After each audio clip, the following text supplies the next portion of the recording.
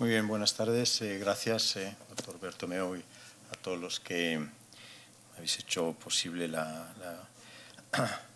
visita esta. Aquí ha ocurrido una cosa que no está ocurriendo en otros países, que tenemos a tres cardiólogos muy, digamos, famosos y a un montón de personas en la sala, pero tres cardiólogos que han hablado más de eficiencia, productividad y economía que de la clínica. Por lo tanto, está claro qué es lo que está preocupando y que hay que reaccionar a eso. Están diciendo también que quieren cogestionar y que quieren coparticipar antes de que las cosas acaben como Schubert.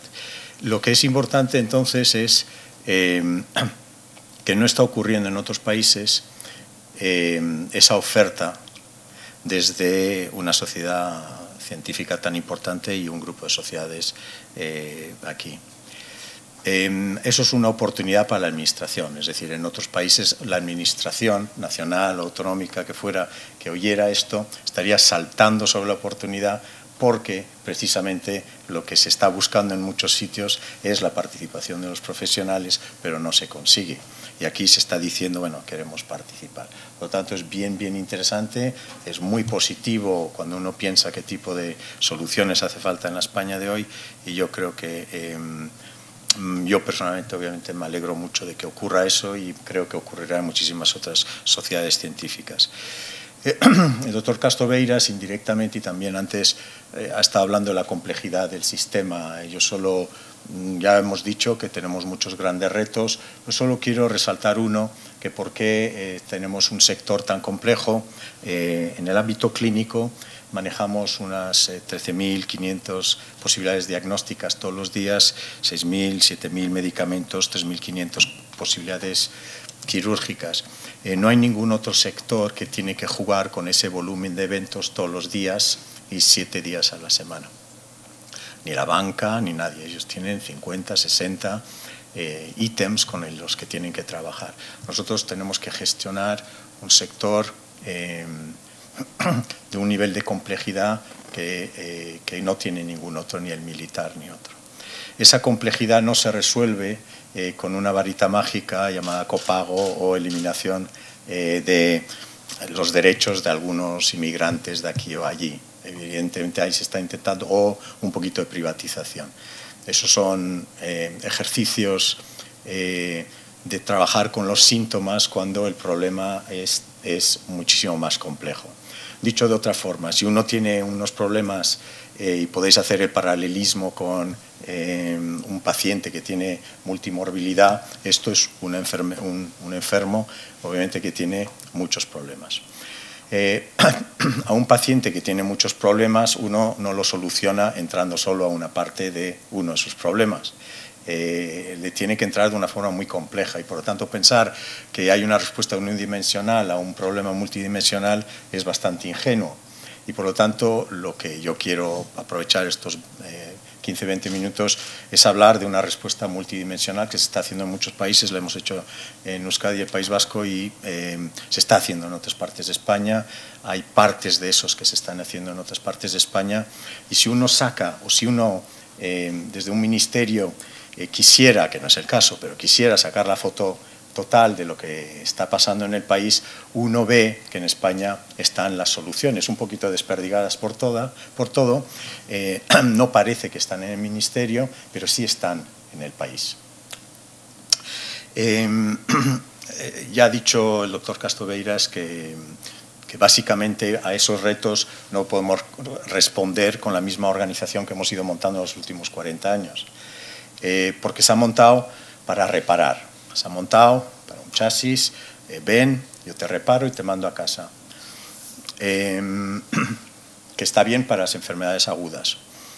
Como el 80% de lo que tenemos encima no es eso y no se curan, si se entran en crisis pero no se curan, necesitamos un modelo asistencial que pueda con algunas de esas dimensiones, pero que además es un sistema que esté acompañando de alguna forma a los pacientes el resto de sus vidas de una forma organizada, de una forma estructurada, y no es lo que tenemos hoy en día. La forma más... esto es el País Vasco, a ver si esto no es un pointer, ¿no? Básicamente arriba en azul, las flechas esas, arriba prevención primaria, las cosas que se pueden hacer en prevención primaria, las cosas que se pueden hacer en este caso en cardiovascular. Gracias, fenomenal. Las cosas que se pueden hacer en la gestión temprana de las enfermedades cardiovasculares, lo que hacemos en el momento agudo y lo que hacemos en el seguimiento de esas enfermedades una vez dadas el alta, etc. Entonces, podéis ver, esto es lo que ocurre hoy todavía en el País Vasco y podéis ver lo que ya sabéis, pero bueno, está confirmado simplemente haciendo una lista de lo que estamos haciendo. Aquí veis tabaco y estas cosas más que hemos hecho alrededor de las enfermedades cardiovasculares en prevención. Pero tengo ahí una cosa roja que no va bien y tengo algunas amarillas que es medio bien y otras cosas, ok, tabaco, bien. Ahora, en la gestión temprana de la enfermedad veis que tengo muchos rojos. Y cuando ya llega alguien a nuestros hospitales, pues vamos bien, está todo verde, hemos invertido. Entonces, simplemente, básicamente, lo que hace esto, cuando uno dice, ¿qué es lo que estás haciendo en la realidad de hoy con la gestión de tus enfermedades cardiovasculares? Esto se ha repetido para cánceres crónicos, para enfermedades tipo diabetes, etcétera.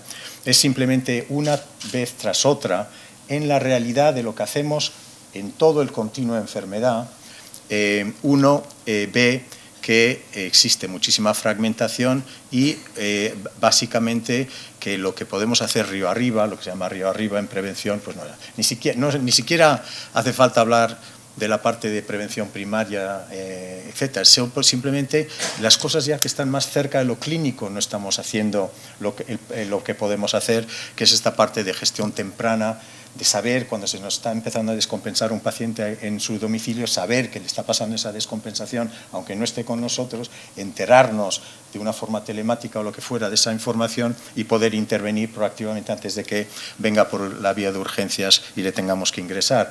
Y sabemos que el 22% de los pacientes que hemos mandado a casa después de este recorrido aquí, vuelven los complejos pluripatológicos, el 22% vuelven a aparecer en el sistema en los próximos 30 días. ¿Eso qué quiere decir? Que hacemos muy bien el trabajo solo en una parte del sistema. Eso ya lo sabíamos, pero simplemente quería exponer que concretamente esto es algo que podemos reparar y lo tenemos que reparar obviamente con los que lo ejercen día a día en el sistema de salud que sois vosotros. Entonces, eso llevado a nivel macro a política sanitaria, que es un poquito donde estamos, porque estamos hablando de sostenibilidad esta tarde, ¿qué es lo que quiere decir? Pues nosotros en el País Vasco desarrollamos muy rápidamente 2 agendas en el 2009, sabiendo que la primera no me servía para mucho. ¿Y la primera cuál es? La primera es la que se está ejerciendo de forma probablemente exagerada en muchos sitios y en el país en general, que es la política sanitaria es gestionar la crisis. Pues no, la política sanitaria no es gestionar la crisis, eso es una estrategia a corto plazo para poder cumplir un presupuesto este año. Y ahí puedes hacer de marca genéricos, congelar vuestros salarios, desinvertir ciertas tecnologías, etcétera. Pero ahí lo que ocurre es ¿y qué? Y nada, porque lo que he cumplido ese presupuesto, está el consejero de Hacienda o el ministro de Economía contento, pero no ha cambiado nada el comportamiento del sector y no ha cambiado el modelo, sigue estando igual de fragmentado y no he corregido el tiro en esto. Y esto es el problema en toda la gestión de todas las enfermedades. Entonces, por muy bien que yo haga la gestión de la crisis, cosa que sí hay que hacer, yo en el País Vasco sí he ajustado, yo he hecho esas cosas.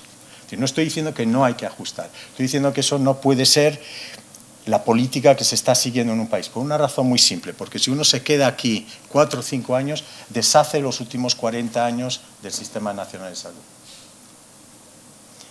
Y obviamente no es ligero uno no puede estar haciendo cosas sobre el sistema y no invirtiendo en las cosas que le van a hacer pervivir los próximos 40. Y en ese próximos 40 es donde me quiero obviamente quedar. Si queréis volvemos a este. Aquí hay una gran I. Y hay que ir hacia esta transformación. Y ya hemos oído ya 2 o 3 cosas y bueno, ¿y hacia dónde? ¿Y por qué eso es una respuesta mejor que no seguir recortando en plan agudo el sistema? Pues porque hay muchas cosas aquí, que es esta gestión proactiva de los crónicos, que es integrar los cuidados y coordinar mejor entre atención primaria y empoderar a los pacientes, en el que están las respuestas para la sostenibilidad, no solo para la calidad de los cuidados, la mejor gestión de los crónicos, sino para la sostenibilidad del sistema. Lo que pasa es que hay mucha gente no escuchando eso. Hay mucha gente que dice, no, aquí no hay sostenibilidad. Bueno, pues es bien interesante que todo lo que uno puede leer en el terreno de la gestión, yo ya no leo cosas clínicas o solo leo cosas de gestión, básicamente lo que ocurre es que aquí uno puede estar haciendo eso muy bien, pero no hay evidencia de que esto te cambie absolutamente nada. En cambio, aquí hay mucha evidencia científica de que si haces estas cosas bien y las introduces desde el ámbito política sanitaria, tiene que haber una intervención policy fuerte de que vamos a transformar el sistema en esa dirección. No es un programita más del ministerio de una consejería. Vamos a empezar a hacer el ejercicio de transformación del sector, que no es solo la estrategia de crónicos, usamos la lógica de crónicos para transformar el sector, para que el sistema vaya mejor. Bien, ¿y por qué? Y por tanto, ¿cuál es la diferencia entre estas dos grandes líneas de trabajo? Es que aquí hay mucha evidencia de que aquí sí nos sale sostenibilidad y aquí no. Yo creo que es bastante fácil decir aquí en abierto que no van a aparecer los 7.000 millones de las decisiones que se ha dicho que va a haber entre copagos y no van a aparecer. Y aunque aparecieran, no importa, porque no se ha cambiado la razón por las que tenemos 15.000 millones de deudas en el sector. La forma de impedir que se vuelva a reproducir una y otra vez esa deuda y que se haga sostenible es porque hay que trabajar las cosas de otra forma. Entonces, ¿qué relato elegir? ¿Por qué elegir un relato en términos de política en el que te quedas en el mundo de los ajustes? Yo no entiendo políticamente tampoco. Es decir, yo soy un independiente y no hago política activa, pero básicamente, ¿por qué quedarte en el relato que nadie quiere? Y estar todos los años, bueno, porque hay que cumplir el déficit, etcétera, etcétera, y entonces te metes en un ejercicio mediático del que no sabes salirte a veces. Pero, ¿por qué no introducir un relato a la vez? Por eso digo es decir, ajustas, haces ciertos ajustes, pero ofreces a los profesionales y a los ciudadanos un relato que va un poquito mejor. Y ese relato, pues es evidente que ese es el relato en el que uno tiene que estar usando para tensionar el sistema. ¿Por qué tensionar el sistema para nada? ¿Por qué tensionar el sistema? ¿Por qué perturbar el sistema para hacer un relato de ajuste? Si ya que tienes que tensionar y va a ocurrir cierta tensión para hacer gestión clínica, para que los profesionales y las administraciones se entiendan, para que hagamos cosas nuevas todos juntos, pues por lo menos usa el capital perturbador, si uno lo pudiera llamar, que uno puede tener desde una consejería y la capacidad de desestabilizar poderes en el sistema y de hacer cambiar las cosas, por lo menos úsalo para transformar. No lo uses para dejar las cosas como están. Y entonces yo creo que el relato transformador, este es el del País Vasco, pero se puede ver en Escocia, se puede ver en Irlanda del Norte, se puede ver en partes de Estados Unidos, se puede ver en Nueva Zelanda. Es un relato en el que ya estamos hablando de pacientes y de profesionales. No es un relato de contención del gasto. Y yo creo que es muy importante que una consejería o un ministerio ponga un relato positivo encima de la mesa y que no sea ese relato tan triste en el que estamos capturados desde hace un tiempo. Lo elevas a política sanitaria, como he dicho, no es un programita. Un relato que proporciona una visión y una estructura ya no es una cosita de consultores. Los consultores han venido y nos han dicho que hay que elaborar una visión en el hospital o en la atención primaria o en la consejería. No. El concepto de tener una visión, por lo menos la gente sabe dónde dónde vas. Y yo creo que es muy importante que un responsable político, de política sanitaria, los responsables dicen, yo la sanidad la voy a llevar hacia allí, igual no te gusta, pero la llevo hacia allí, porque creo que estas son las razones, pero tengo la responsabilidad de por lo menos dar direccionalidad. Y lo interesante de la direccionalidad es que proporciona estabilidad. Fijaros que estamos en un momento muy inestable, muy perturbado en el sector, pero si no, obviamente, no colocas una visión positiva alrededor de direccionalidad, pues es aún mayor.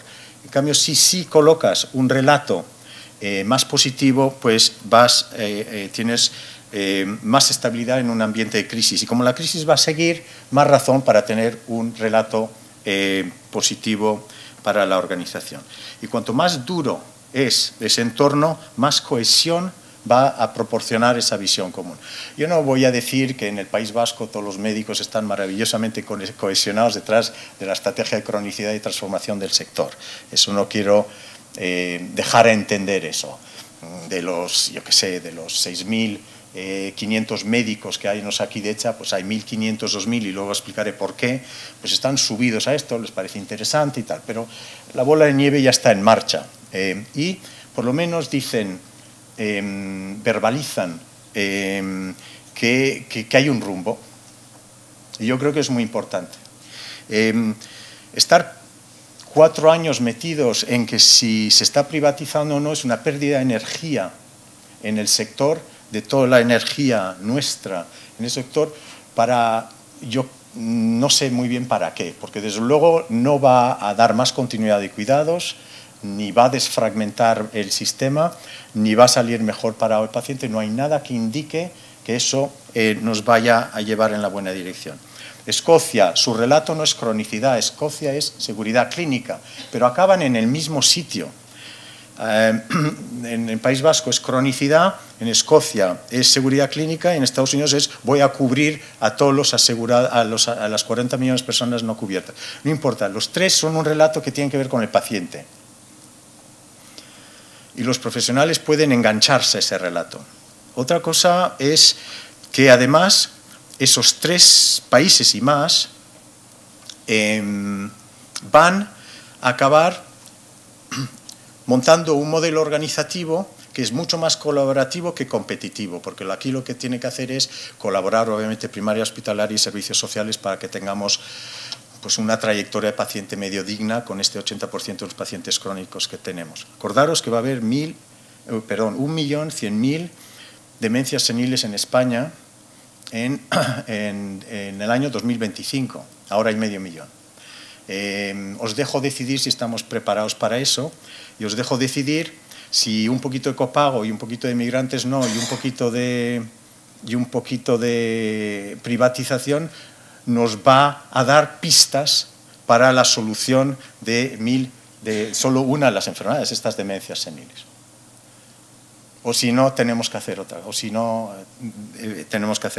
Bien, no tengo tiempo para recorrer cuáles son los grandes marcos, pero encima de ese relato positivo uno tiene que ofrecer al sector pues, instrumentos, herramientas, marcos de trabajo que nos llevan en esa dirección, porque es muy bonito tener una visión, soltarla en discursos parlamentarios o lo que fuera en los medios, pero luego no convertirlo en realidad. Para convertirlo en realidad, lo que están haciendo estos países y nosotros usamos, solo voy a explicar uno, pero os quiero decir que 2 de estos marcos están diseñados por clínicos que estaban cansados de que la gestión de los enfermos crónicos que les venían todos los días no estuviera integrada atención primaria hospitalaria, etc. Entonces, la gestión del modelo Wagner de gestión de enfermedades crónicas es un modelo por clínicos. Este es un poquito más de gestión, pero con muchos clínicos.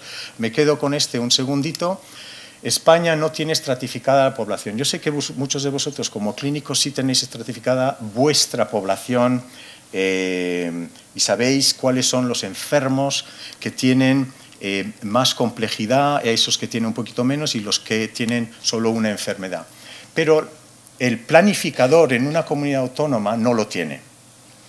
Y sin embargo, al lado, un seguro de automóvil o la Iberia o cualquier tipo de seguro de vida, etcétera, o accidentes de coches, sí nos tiene a todos estratificados. Y sin embargo nosotros no tenemos a la población estratificada por riesgo. Y es muy interesante, una vez que la tienes, y en el País Vasco ya la tenemos, aquí arriba, en el País Vasco, enfermos multipatológicos complejos, etcétera, son 43.000. Y yo creo que en un país de 2,5 millones, con una organización de 30.000 personas en Osakidetza, obviamente se pueden gestionar de una forma especial 43.000 pacientes complejos, porque en una región eso solo quiere decir que hay 5.000, en la zona de Mondragón, en la zona de Guipúzcoa, etc.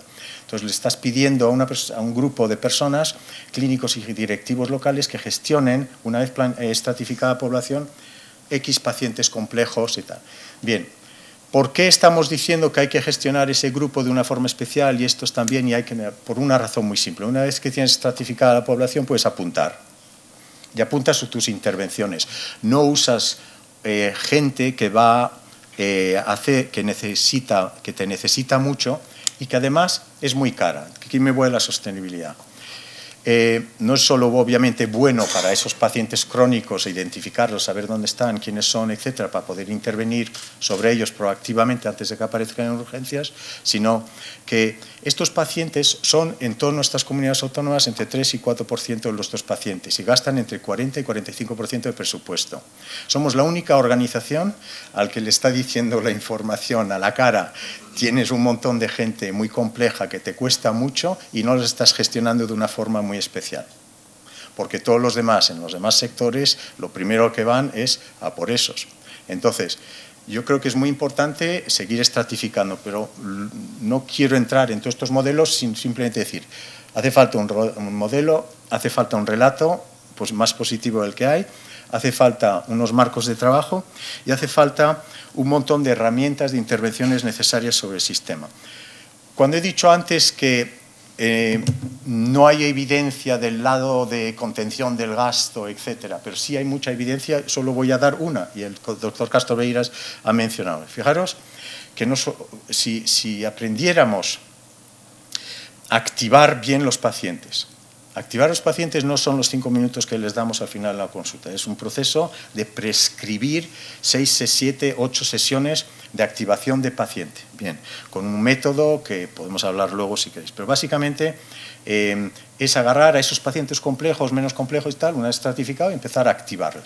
Activar quiere decir formar, educar y acompañar y que ellos puedan gestionar. Acordaros que la media española es de entre 3 y 4 horas al año en el que están los españoles con nosotros en el sistema de salud, en primaria hospitalaria. Obviamente, es la media, porque hay gente que está, obviamente, 3 semanas ingresada. Nosotros tenemos todo nuestro esfuerzo concentrado en esas 3 o 4 horas. ¿Qué es lo que hacemos con esos pacientes en ese momento? Luego, las 8.700 resto de horas, esos pacientes siguen teniendo su enfermedad crónica, siguen teniendo que gestionar su diabetes, su hipertensión, sus enfermedades reumáticas, su insuficiencia renal, lo que fuera, y no estamos realmente con ellos. Les hemos dicho muchas veces, vuelve, yo sé que algunos de vosotros estáis haciendo un mejor seguimiento de lo que estoy dejando entender, pero básicamente, en general, hay un pobre seguimiento de esos pacientes. Si hay un pobre seguimiento, pues ese paciente, en esas 8.700 horas, obviamente, pues el potencial de tenerle activado es enorme comparado a las 4 horitas que está con nosotros. Y sin embargo, ese momento, esas horas, no las hemos activado. Entonces mucha gente dice, pues soy muy escéptico porque a mí me vienen 5 mis pacientes a la cabeza, estos son ineducables, si es que existe esa palabra, y no vamos a nunca conseguir. Bueno, pues os voy a simplemente dar que uno puede pensar subjetivamente o no eso, pero la información que está saliendo, y esto es de Health Affairs de este año en enero, es verdad en Estados Unidos, repetido en Inglaterra, pero me imagino que nuestros pacientes no serán muy diferentes. Aparte de que es mejor, es entre un 8 y un 21% más barato un paciente activado. ¿Por qué? Porque no está volviendo todo el día al sistema, utiliza mejor y adhiere mejor a la medicación. Esto se llama PAM. Solo quiero dar un ejemplo de evidencia, porque hay mucho en otras intervenciones, pero PAM es los pacientes allí son el paciente que todavía no está muy activado, que no ha recibido ninguna dosis, etcétera, de activación, y este es el que ya todavía le falta mucha confianza, pero empieza a tener conocimiento, y aquí en amarillo ya el individuo que mantiene un cambio de comportamiento y de gestión y de autogestión de su enfermedad activamente. Bien, podéis ver que esto simplemente se puede medir. Primero, es algo que se puede medir. Hemos oído antes que somos un país que no le gusta medir. Bueno, pues aquí hay una cosa que parece un poco rara, que es la activación de paciente, pues se puede medir. Fijaros que una enfermedad tras otra, los bien activados, los amarillos, van mejor en diabetes, colesterol, control del colesterol, enfermedad cardíaca, hipertensión, etc. ¿Qué quiere decir eso? Es decir, que una vez que has activado, los pacientes en diferentes enfermedades o con mezclas de enfermedades van mejor que... ¿Por qué? Porque has jugado a las 8.700 horas y no a las 3 horitas que están contigo solo. Que son también importantes esas 3 o 4 horas, obviamente, pero lo que es importante es... Bien, otra cosa muy interesante, y aquí ya me voy hacia el terreno clínico. Allí donde estos pacientes han sido animados y motivados por sus médicos a ser más activados y les han prescrito educación, y nosotros en el País Vasco ya tenemos 2.000 o 3.000 de estos en movimiento, y hay otras comunidades autónomas también haciendo eso. Fijaros otra vez, los amarillos van mejor. Es que van mejor en las metas que se proponen, porque el médico les ha animado a que eso es un factor de intervención muy importante. Bien.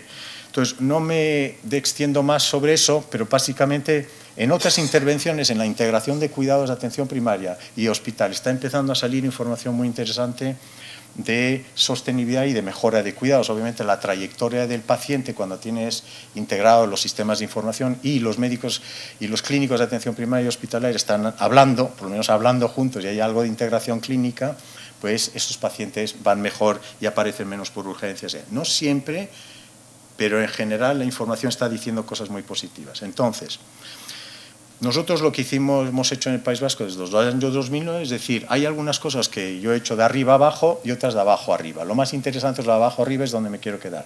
De arriba a abajo, la estratificación. Yo no he estado preguntando, no he abierto un proceso de democracia ateniense consensual en el País Vasco a ver si yo tenía que estratificar o no la población. Yo he dicho, se va a estratificar la población porque esto necesito saber quién está más a riesgo, porque yo no voy a tener más dinero, voy a tener que hacer más con lo mismo o con menos. Por lo tanto, yo necesito apuntar mejor y usar mejor mis recursos humanos, mi capítulo 1, apuntando mejor. Ahora estoy apuntando a todo el mundo, necesito apuntar mejor. Entonces estratifico. Pero a lo que voy, no pregunto, lo hago con los clínicos, porque obviamente los clínicos son los que nos dicen, pues un pluripatológico es esto y un menos de pluripatológico y un unipatológico es esto. Pero el proceso de estratificación se hace y ya está. País Vasco todavía necesita purificarse, pero ahí está en movimiento. Bien. La creación de una historia clínica unificada se hace con los profesionales, pero tiene que ser la misma, estandarizable en todo el País Vasco o en toda España. Y por lo tanto, se hace, se invierte y se hace. Bien, hay algunas cosas que no sabemos hacer. En una consejería te cuesta horrores decir no sé. De hecho, todo el mundo piensa que el consejero o la consejera tiene que saber de todo, no sé muy bien por qué, pero es muy importante decir no sé. Y entonces alguien te dice, ¿quiénes saben? Y yo digo, pues los que están en la red, los que saben dar respuesta a bastante más que el 50 o el 60% de los problemas que tenemos y las soluciones o retos son la gente que está en la red. Y no es demagogia, en el sentido de que yo no sé hacer integración asistencial. Entonces lo que haces es desencadenar un movimiento de abajo arriba para que los profesionales en una zona en Guipúzcoa, en una zona en Vizcaya, en una zona en Álava, busquen en atención primaria su modelo. Que no es el mismo modelo en todas las especies, van buscando su forma de gestionar mejor a ciertos pacientes en 3 o 4 enfermedades. También lo mismo en coordinación sociosanitaria. ¿Cómo se empodera a los pacientes? ¿Cómo se hace esta autogestión? Bueno, pues traemos unos métodos para ver cómo se educan a los pacientes, por lo que he mencionado antes, y lo que se pregunta a la gente es, ¿cómo lo haríais vosotros? ¿Cómo creéis que es lo mejor? ¿Qué tipo de perfil de enfermería o de enfermero tenemos que preparar para hacer una vez que has prescrito la educación, para dar esa educación de forma organizada?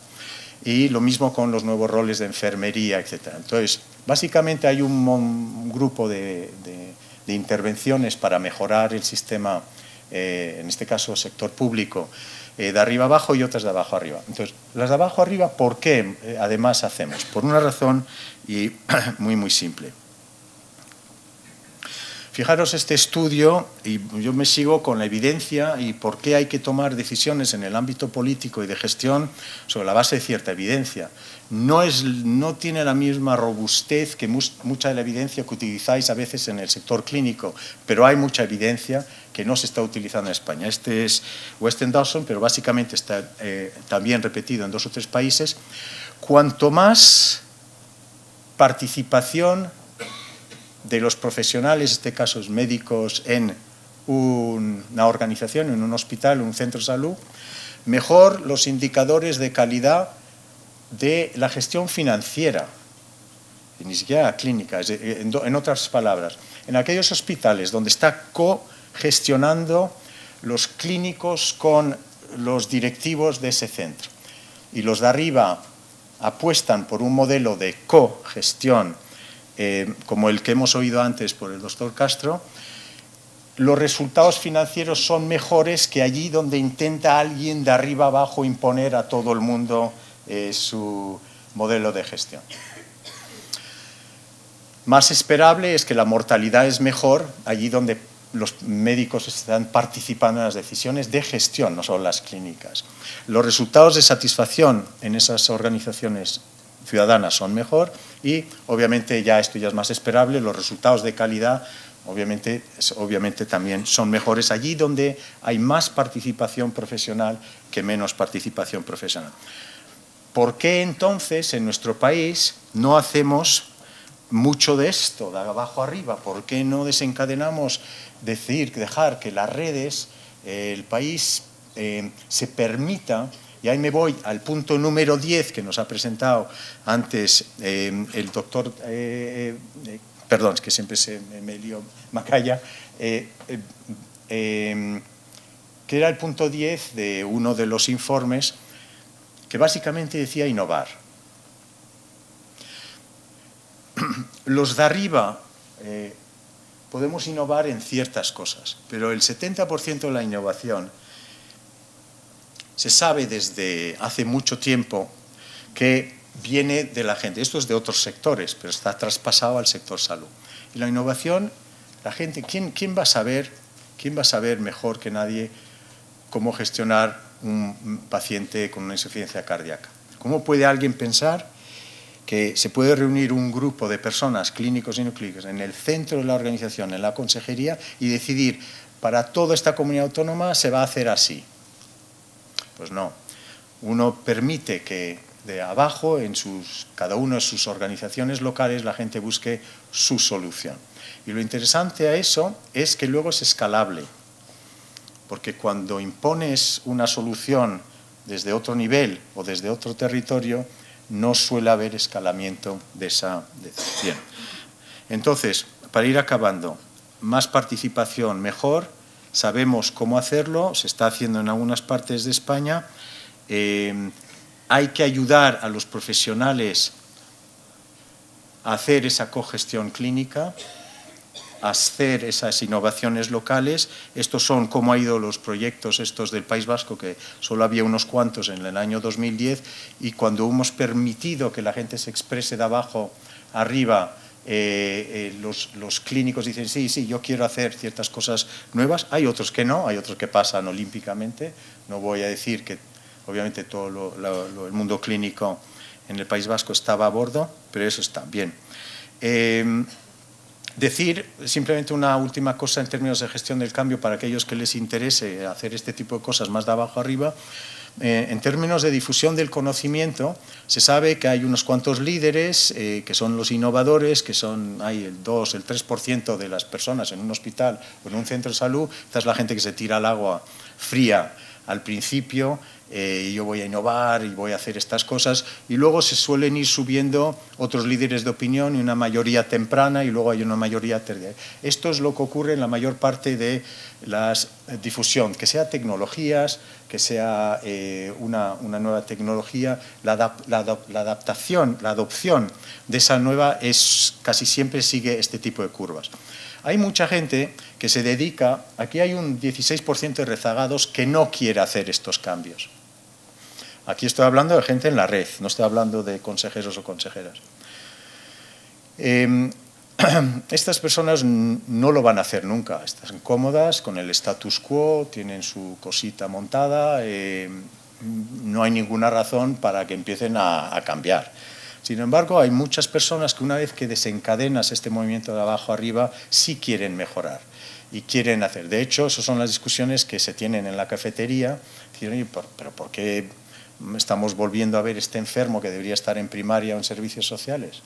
¿Qué es lo que no está funcionando bien? Entonces, en lugar de tener esa conversación en la cafetería, simplemente sistematizar esa conversación y esas soluciones. Por lo tanto, en España, yo coincido con lo que se ha dicho antes, de que en el sector público, en lugar de estar buscando varitas mágicas como las que estamos viendo, habría que cambiar, y creo que es labor del Ministerio, el modelo de administración pública que tenemos para que sea mucho más ágil y flexible y que podamos hacer cosas diferentes los directivos del sector y los profesionales del sector con los recursos humanos.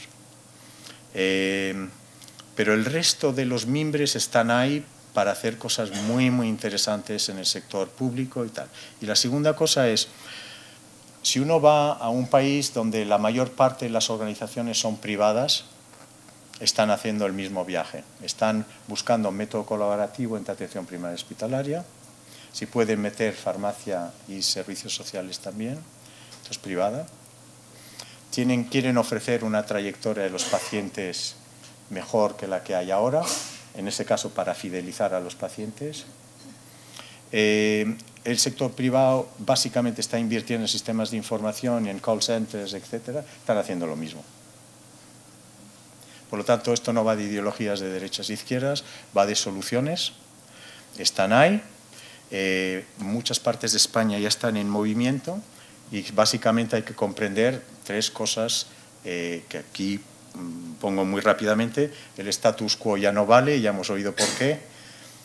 Aferrarse al status quo es un pequeño desastre porque, por lo que hemos oído al final de la presentación, si los clínicos se aferran al status quo, van a sentir que se cambia el status quo sobre ellos de una forma diferente. Por lo tanto, empezar a querer acompañar en el viaje de cambio es muy, muy positivo. La comprensión que es imprescindible por parte de los directivos del sector, que los profesionales estén a bordo, por las razones que hemos explicado, que no se puede hacer algo sobre los profesionales, que va a hacer falta hacerlo con, y que eso es inevitable y que sabemos hacerlo. Y para eso hace falta comprender que hay que descentralizar el poder en una consejería y dejar que parte de las decisiones, tanto de gestión y de inversión, se hagan a otros niveles. Gracias.